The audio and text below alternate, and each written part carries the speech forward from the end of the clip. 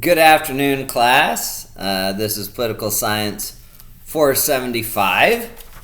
Today we are continuing with trial proceedings, and eventually we'll finish up with the Eighth Amendment.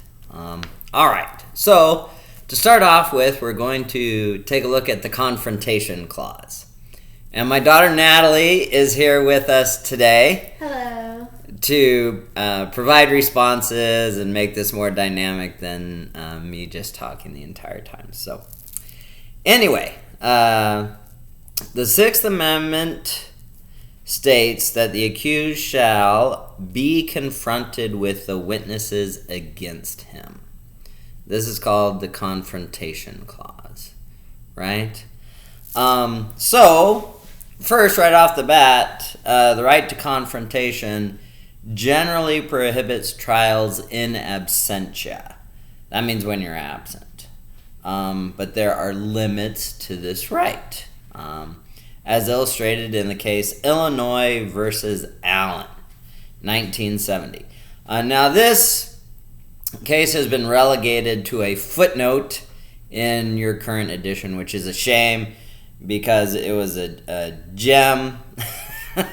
So let's discuss it for a minute. Allen was on trial for armed robbery, and he verbally abused the judge and others in the courtroom, threw papers, continually talked loudly, and interrupted witnesses. After ample warning, the judge ordered Allen removed, and the trial continued in his absence. So he was basically tried in absentia. Allen was convicted. He appealed his conviction, saying, I was tried in absentia. I didn't have the right to confront the witnesses against me. The case went to the Supreme Court, and the Supreme Court unanimously upheld his conviction. Right? They said that the right to confrontation can be waived by the defendant's own abusive behavior. Right? So, your right to be confronted with the witnesses against you is not absolute. If you behave in an unseemly manner, you can be removed, and the trial can continue in your absence. Our very own Justice Hugo Black wrote also that in extreme cases, a judge may order the defendant to be bound and gagged. Wow. Exactly, right? Yeah, now, I think it's a shame that this case has been relegated to a footnote, but I guess they want to get through more material. See, I find this case interesting for a number of reasons, but one of the main reasons why I find it interesting is just from an institutional standpoint. So, by definition, are members of the U.S. Supreme Court judges? Yes. Yes. Have they had to deal with trial proceedings in their own line of work?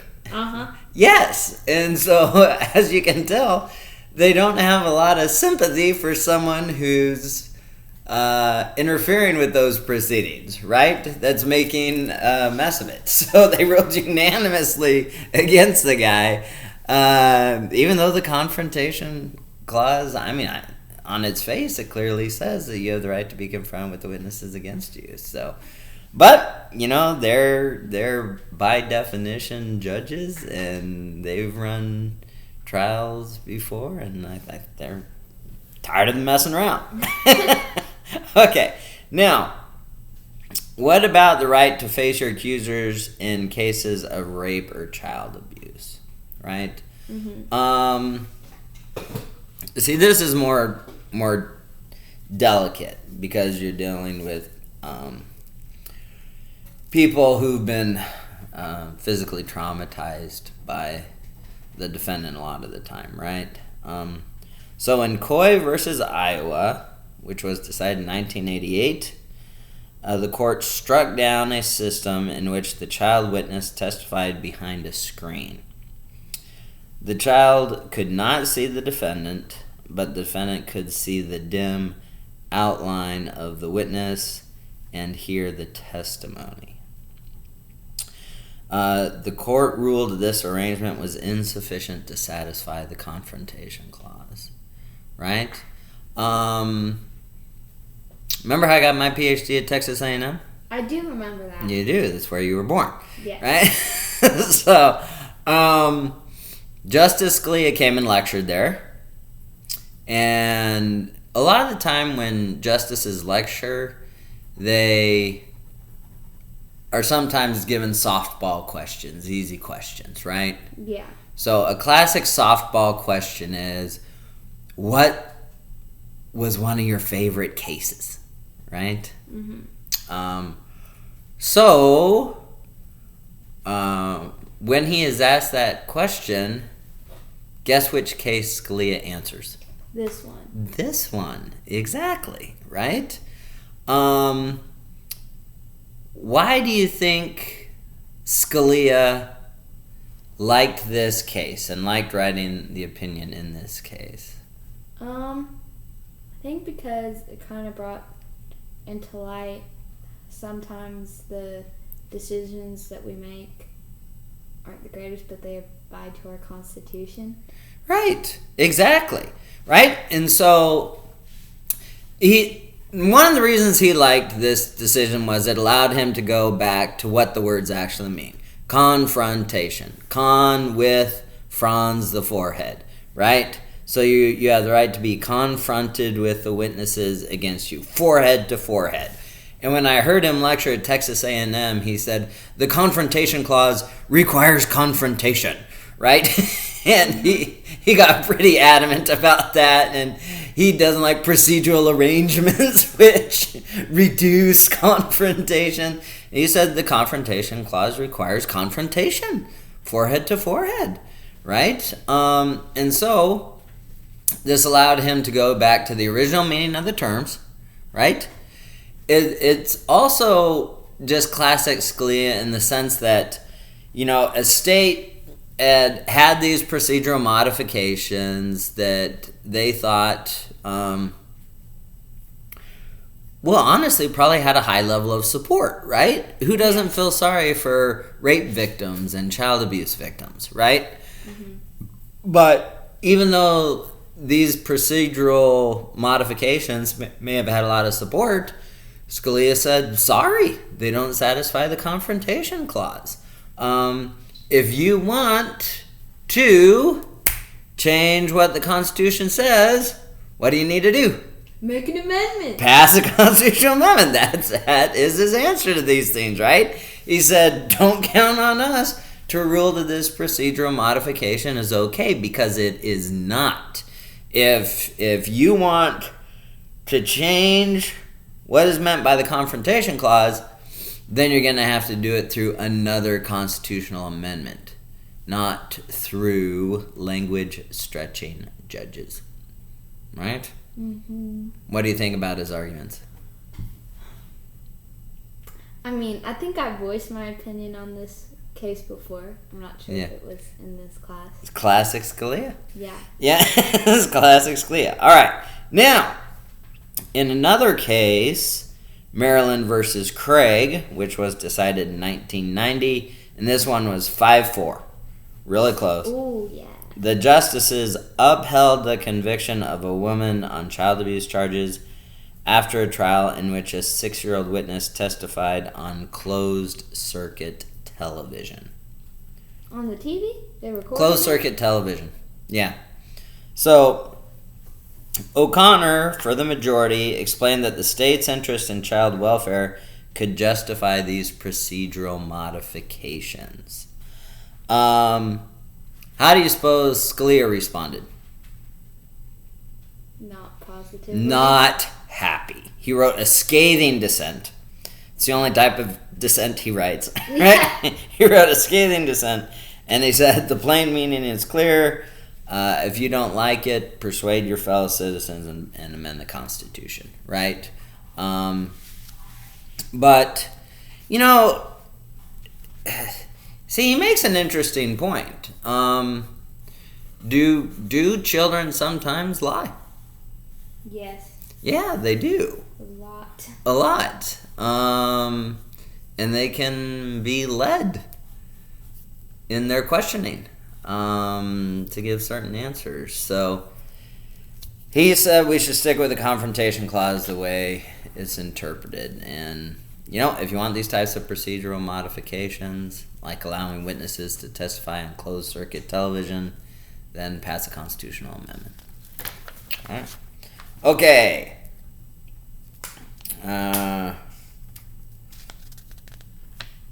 Any question on that? Nope. Okay. Now, just really quickly, just so you guys understand, the rights of the accused. All this is on YouTube now, and you'll write essay questions for your final, so don't get overwhelmed by too many cases we cover. But in a very famous case, Brady versus Maryland, decided in 1963, the court decided that upon the request of the defense, prosecutors must divulge all relevant information about the case. Right? So upon the request of the defense, prosecutors must divulge all relevant information about the case. So, do prosecutors sometimes have evidence that could cast doubt on the defendant's guilt? Yes. Yes. If you are a prosecutor, would you want to share that? No. No. Right. And so, basically, this is saying that when the defense requests it, prosecutors must divulge all relevant information. You, as a prosecutor, have to give it to the defense. You can't bury evidence. You're not supposed to. All right? Okay, then, in another case, U.S. versus Augers. This is not in the new edition either, but don't worry about it. This is all for your edification and enlightenment. Augers was a female. She was accused of stabbing a man named Sewell after a brief interlude in a motel room. Right? So, not hard to imagine probably what went on there. So Augers claimed self-defense, but she was found guilty. Augers' attorney later found out that Sewell had a history of violent behavior. The prosecutor knew Sewell's history but had not told it to the defense because the defense had not made a Brady request. Right? Ooh. Yeah, now you think if someone had a history of violent behavior, the defense attorney would have been smart enough to ask about that and inquire about that, but It's like one of the first questions. well, yeah, exactly. Pleading self-defense. When someone's pleading Forgot about self-defense, that one, number one on the list. Did you skip over it? I guess it probably wasn't the best defense attorney. But anyway, the Supreme Court ruled that prosecutors must disclose everything relevant to the case that might establish a reasonable doubt of the defendant's guilt that would not otherwise exist, even when no request is made. So in other words, they have to turn over the evidence even when no request is made. Right? Because you as a defense attorney, say you're a defense attorney, Okay. you don't know every possible piece of evidence that might be out there, that could be used to cast a reasonable doubt upon your client's guilt, So it's up to prosecutors. It's their responsibility to provide that information to the defense. Now, hopefully you have an ethical prosecutor that doesn't very evidence, that type of thing. Okay, that takes us to Sell versus U.S., 2003. The court ruled constitutional what happened in Cell versus U.S., and this permits the government involuntarily to administer antipsychotic drugs to a mentally ill defendant facing serious criminal charges in order to render the defendant competent to stand trial. So in other words, the government can force you to take drugs in order to render you competent to stand trial. What do you think about that? Does that sound pretty invasive, or are you comfortable with that? I mean, it sounds invasive, but I mean, you kind of have to do it, you know? I guess. It sounds pretty invasive to me. I think this is kind of a disturbing ruling. I think it establishes a dangerous precedent. I think it's invasive. But the court does qualify things a little bit. They say this is only in limited circumstances, if the treatment is medically appropriate, if it is substantially unlikely to have side effects that may undermine the fairness of the trial, and taking account of less intrusive alternatives is necessary in order to further important governmental trial-related interests significantly. Right? Yeah. So, if the government already has a very solid case against the defendant, can the defendant be forced to take antipsychotic drugs in order to render them competent to stand trial? No. No. Why not? Because it doesn't, provide great benefits to the situation. Exactly. Absolutely. Very good. Excellent. All right. So, I think we talked about Rochin versus California. If we didn't, let's go over it really briefly. In Rochin versus California, the cops come in to a guy's domicile. I can't remember if it was a house or apartment. And on his nightstand is some morphine, which was a controlled substance. So he swallows it really quickly to try to destroy the evidence against him. All you have to do is a talk screen, but whatever. So the cops take him to the hospital and have people at the hospital induce vomiting to get the evidence. And the case went to the Supreme Court, and the Supreme Court said cops can't do this in situations like this.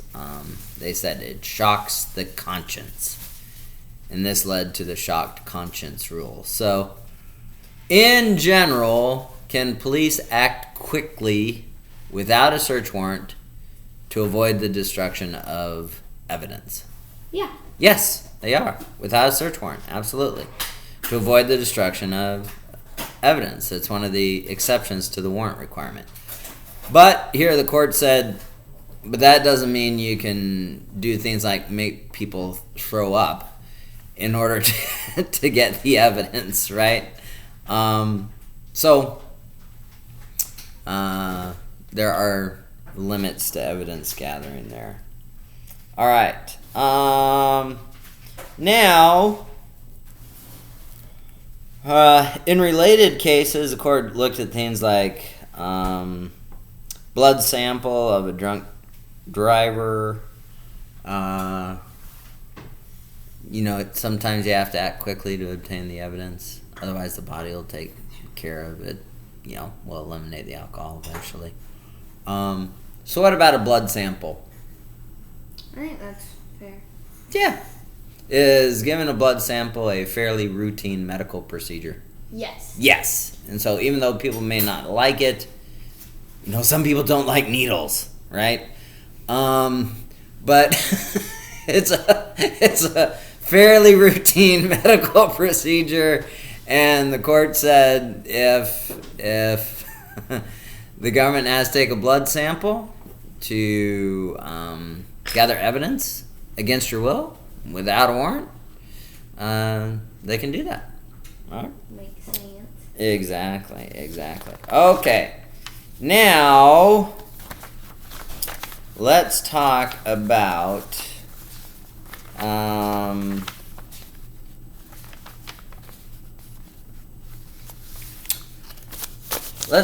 the Eighth Amendment and the death penalty now. Right? Okay. So first off, right off the bat, let's just get some things out there.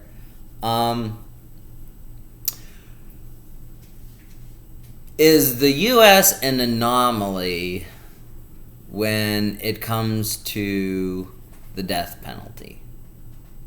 I do not know. We are.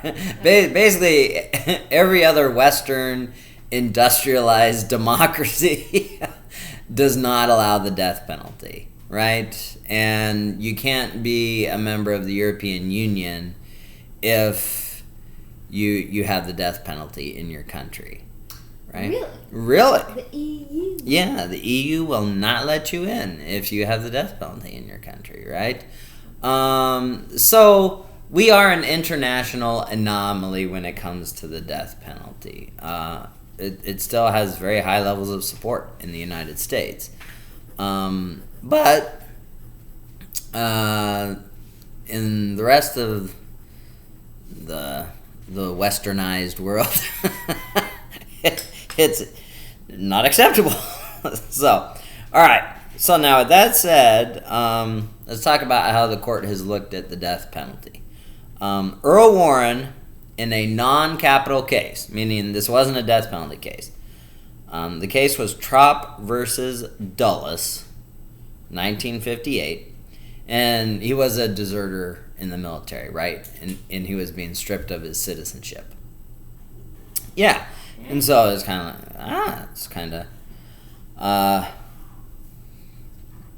of harsh, right? So Yeah. in that case, Earl Warren said that the words of the Eighth Amendment are not precise and their scope is not static. So what does that mean? The Eighth Amendment says no cruel and unusual punishment shall be inflicted. So what does that mean? Their scope is not static. It's not the same. It's not the same, right? It changes, right? If something is static, it stays in the same place, right? And so he's saying basically what we mean by cruel and unusual punishment changes, right? He said the amendment must draw its meaning from the evolving standards of decency that mark the progress of a maturing society. So, accordingly, the amendment must draw its meaning from the evolving standards of decency that mark the progress of a maturing society. Okay, now, when I heard Scalia lecture at Texas A&M,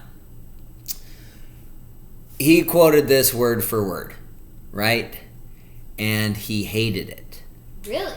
Yes, absolutely. He hated it, right? Because he said if you look at the words closely, the assumption is societies always progress, they never rot, right? So, if you follow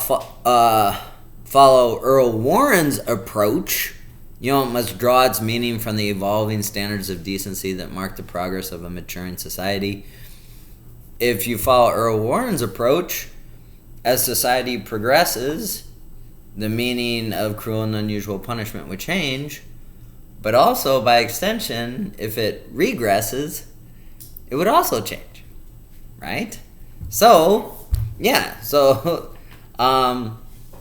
was the death penalty practiced at the time of the founding? Yes. Yes. Was it considered cruel and unusual punishment at the time of the founding? Yeah, no. No. So, as a matter of fact, the Constitution mentions capital cases, right? Death penalty cases. So, a guy like Scalia would say death penalty was definitely accepted at the time of the founding, right?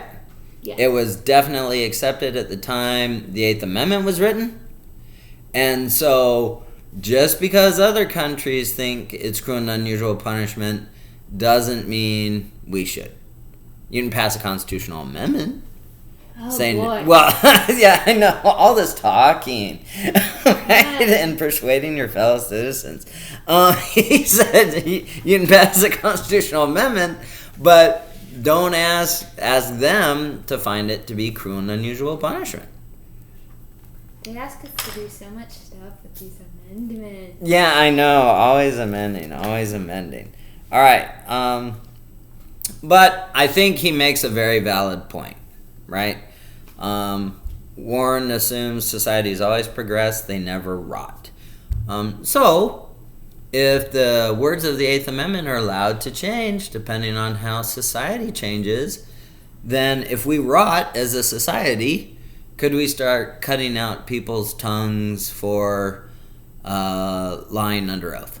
Well, people have done it before, so... Well, other societies have done things like that, right? Exactly. And so that's the point is, the state has done some pretty cruel and unusual things to people. Disemboweling them and that type of thing. Cut off their, ears, noses, and toes. Right. Exactly. And so, see, the Eighth Amendment says those things are not on the table in the United States, right? We don't do that in our society. So, anyway, on we go to the first death penalty case we're going to look at, which was Furman versus Georgia, 1972. So, Furman, a black man, was accused of murdering a white man, the father of 5 children. So a black guy murdering a white guy who has 5 kids. Is a jury going to be likely to sentence this guy to death? Yeah, what year is it? Yeah, 72. Yeah, exactly. So under Georgia law, the jury determined whether the convicted murderer should be put to death. The jury? Uh-huh. Yeah, Boy. At the time, 72. The Legal Defense Fund argued this system led to unacceptable disparities in sentencing. Blacks were more likely to get the death penalty than whites accused of the same crime. So the case went to the U.S. Supreme Court, and the court held that the death penalty, as currently applied, constituted cruel and unusual punishment, largely because it was arbitrarily and capriciously applied. Right? This was an interesting case. The court was very divided. There were 9 separate opinions running 243 pages, which is the longest in court history. Right? So the death penalty really touched a nerve with the court. They all wanted to get in their 2 cents, right? More than 2 cents. Yeah, more than 2 cents. 243 pages worth. And they had different things to say, right? Stewart wrote that arbitrariness in sentencing meant that the death penalty was imposed in a wanton and freakish manner akin to being struck by lightning. That was Potter Stewart. Remember, he's the one that in the obscenity cases said, I'm not going to try to define obscenity again, but I know it when I see it. Right? And Potter Stewart occasionally puts things really well, right? And this was one of those situations where I think he put things really well. The death penalty was unconstitutional at the time because it was being applied in a wanton and freakish manner akin to being struck by lightning, right? So, 2 guys guilty of the same crime. One guy gets the death penalty. The other guy gets out in 8 years. Is that cruel and unusual punishment? Yes. Yeah, it's the disparity in sentencing that's what's so cruel and unusual about it. So, going from there, Berger Remember, this was decided in 72. And I forget what I've told Natalie, and I forget what I've told the constitutional law class. But you're just going to have to listen, Natalie. Remember again, con law class, Nixon in 68 ran a law and order campaign, right? So, how do you think this opinion went over with the law and order types? The death penalty is unconstitutional right now.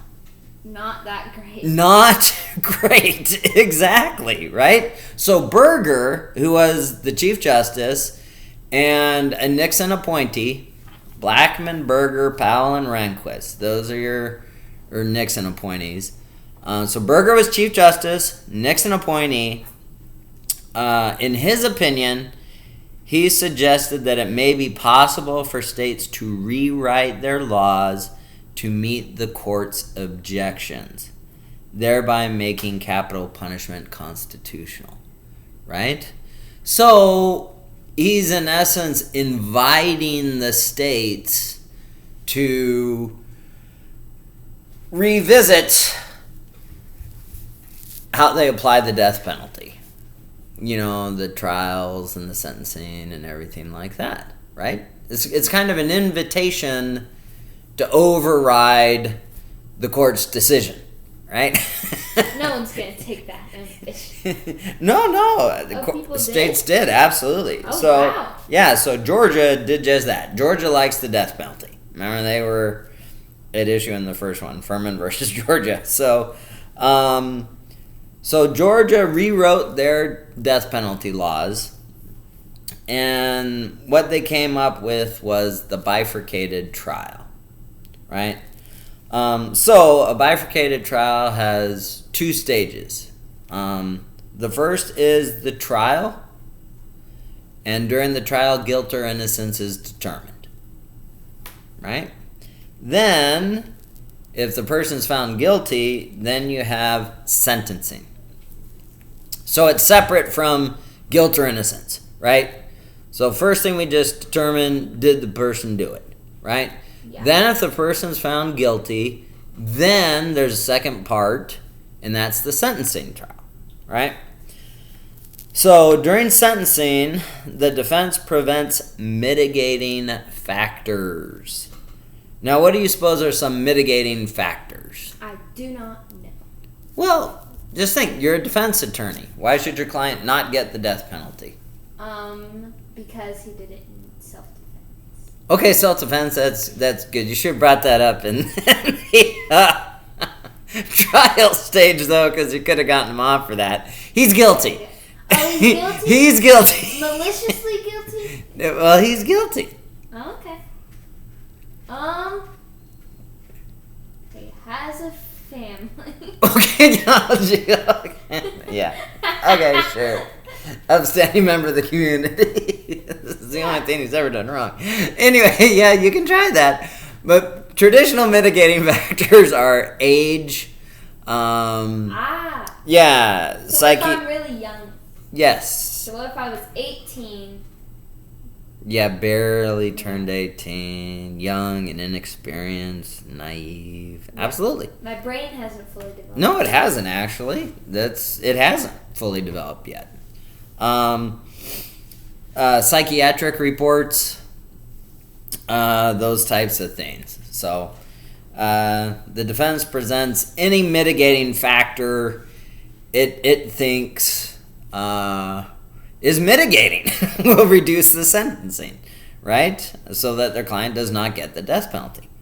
Now, the prosecution presents aggravating factors, and at least one codified aggravating factor must be present in order for the jury to impose the death penalty, right?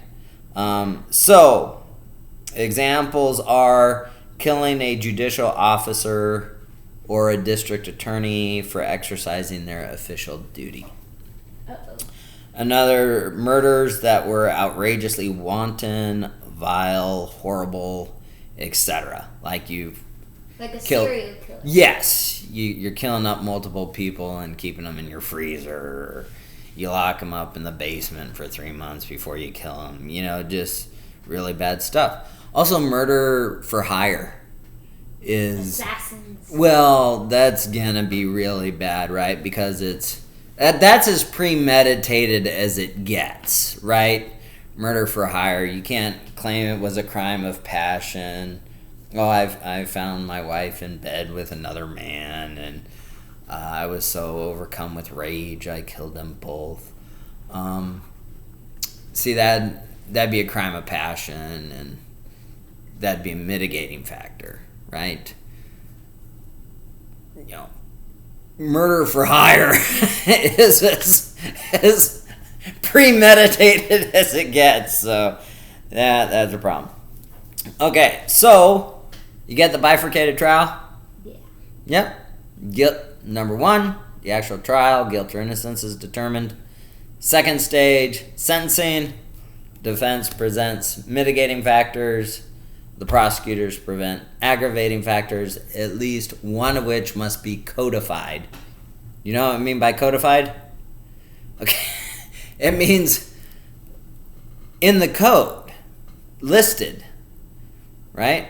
In order for someone to receive the death penalty. Thumbs up. Yes, exactly. So then, that's the first thing they did. The second thing they did was required that the Georgia Supreme Court was to review all jury determinations of death to make sure that it was conducted appropriately, right? Yeah. All right. So what do you think about that? Is that going to make the death penalty less arbitrarily and capriciously applied? Yes. Yes. Okay, so Georgia put this law into place, and it was challenged in Gregg versus Georgia, 1976. So 4 years after Furman versus Georgia. We have Gregg versus Georgia. Same state, right?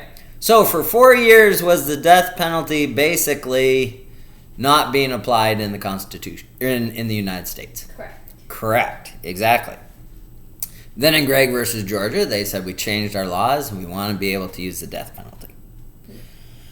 So Gregg and a friend were hitchhiking north in Florida.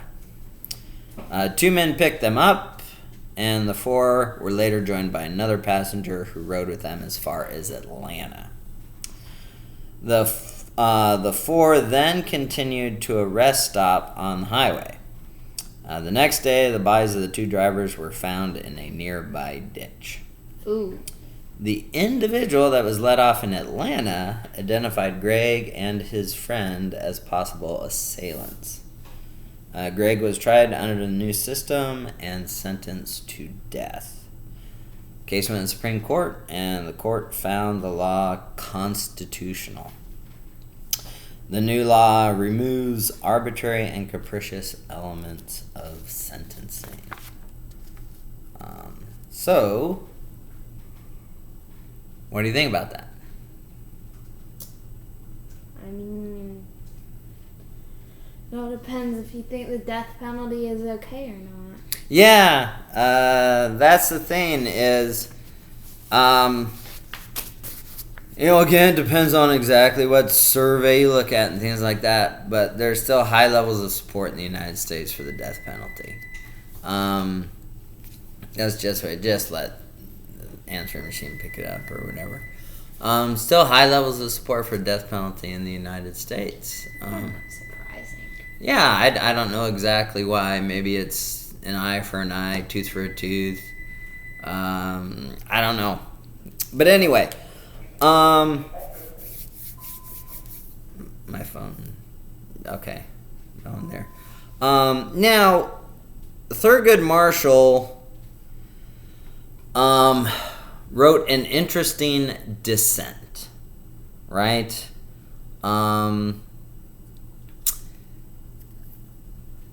See, Thurgood Marshall... Thurgood Marshall's an interesting guy. He was a very liberal member of the court, right? first African American appointed to the court. Woohoo. And he, along with Brennan, thought that the death penalty was inherently cruel and unusual punishment, right? They felt that even if states made their sentencing as predictable as possible, doesn't matter because the death penalty is inherently cruel and unusual punishment. Now, this is where things get a little tricky. If you go back to Earl Warren's quote, the Eighth Amendment must draw its meaning from the evolving standards of decency that mark the progress of a maturing society. Do a majority of Americans support the death penalty? Apparently. Yes. So according to a majority of Americans, is the death penalty cruel and unusual punishment? Apparently not. Apparently not, right? And so, if you're a member of the court, even if you believe in Earl Warren's approach, would you find the death penalty constitutional or unconstitutional? Me personally? No. If you're a member of the court and you believed in Earl Warren's approach, the Eighth Amendment must draw its meaning from the evolving standards of decency that mark the progress of a maturing society. I would say then now it's unconstitutional because you can see across the world a bunch of other countries aren't using it. But we're not talking about the rest of the world. But we're talking about us. And as a society, our society is ours. But the world. No, no, we're not. It's the U.S. Supreme Court, not the World Court. The point is, even if you believe in what Earl Warren said and you believe in his approach, then you would, if you were justice, you would have to find the death penalty constitutional because a majority of Americans like the death penalty. Well, where are we getting this survey from? Are we surveying There's all everyone? kinds of surveys out there. I don't remember being. Don't digress on this, right?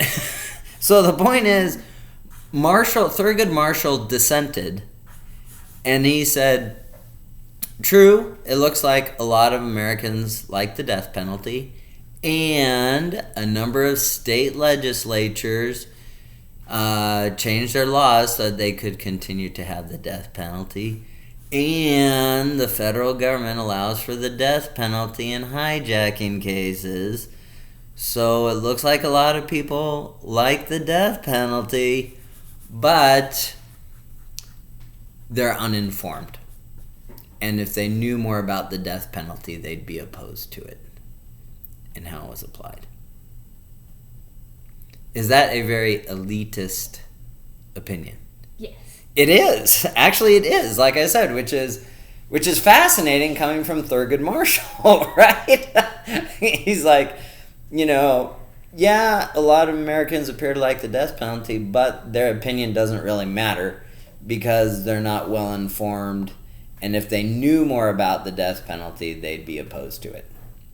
That's extremely elitist. But it was in dissent, and there you go. Right? All right. Now,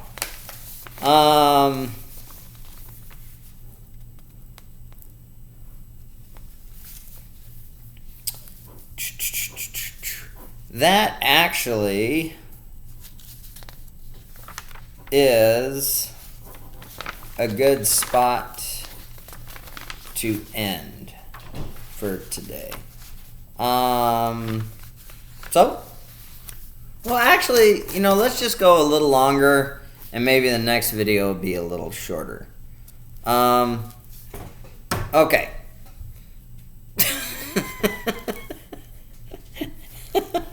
Actually, I guess that's gonna do it. My daughter's about done, so we'll take it up from there next video.